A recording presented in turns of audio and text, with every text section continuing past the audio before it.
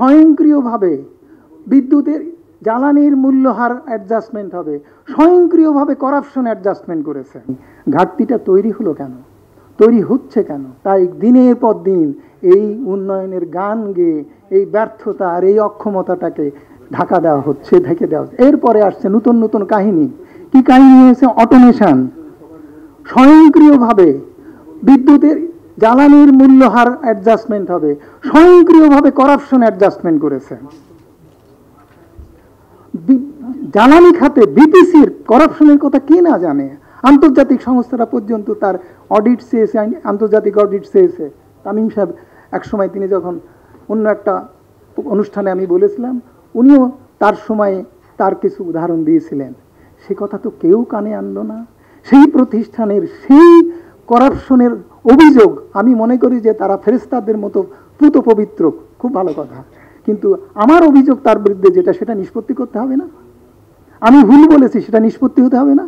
আমরা কনজিউমাররা বলেছি যে আকণ্ঠ নিমজ্জিত হয়ে আছে করাপশনে বিপিসি, তাকে বিআরসিতে তার মূল্যহার নির্ধারণের জন্য তাকে বাধ্য করার জন্য হাইকোর্টে মামলা আমরা করলাম, হাইকোর্ট প্রসিডিংয়ে গেল, তারপরে মূল্যহার নিয়ন্ত্রণ, মূল্যহার পরিবর্তন, আইন পরিবর্তন করে তাকে সুরক্ষা দেওয়া হলো তার করাপশন।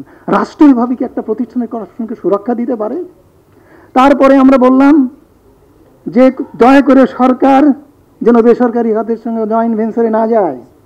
যে জয়েন্ট ভেঞ্চারে এশিয়াটিক অয়েল চিটাগংয়ের জয়েন্ট ভেঞ্চারে যে তেল খাত চলছে, তার করাপশনের হাজার হাজার পাতা করাপশনের নথি জ্বালানি বিভাগে পেন্ডিং রয়েছে। সেখানে একজন অতিরিক্ত সচিব সেই কোম্পানির চেয়ারম্যান কিছুই করতে পারেননি। বিপিসি দুর্নীতিগ্রস্ত প্রতিষ্ঠান হয়েও সেই প্রতিষ্ঠানের করাপশন আইডেন্টিফাই করেছে, কোনো প্রতিক্রিয়া ব্যবস্থা হয়নি। বেসরকারি পার্টনার পরিচালক হয়ে তার পার্সোনাল অ্যাকাউন্টে টাকা নিয়ে চলে গেছে, প্রমাণ হয়েছে, পত্রপত্রিকায় এসেছে, সাংবাদিকরাই বলেছে আমাকে, আমার কাছ থেকে বিভিন্ন সময় কমেন্ট নিয়েছে, তারা সবাই এখানে আছে। কি পদক্ষেপ নেওয়া হয়েছে? একটা পদক্ষেপ কি নেওয়া হয়েছে? এর নাম কি আমি জ্বালানি জাস্টিস পাচ্ছি? এইভাবেই কি জ্বালানি জাস্টিস এনশিওর করা হচ্ছে?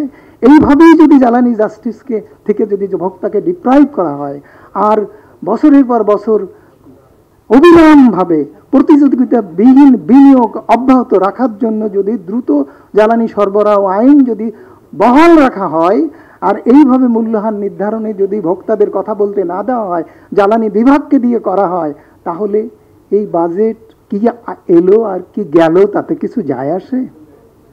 কোনো কিছুতে কিছু হবে?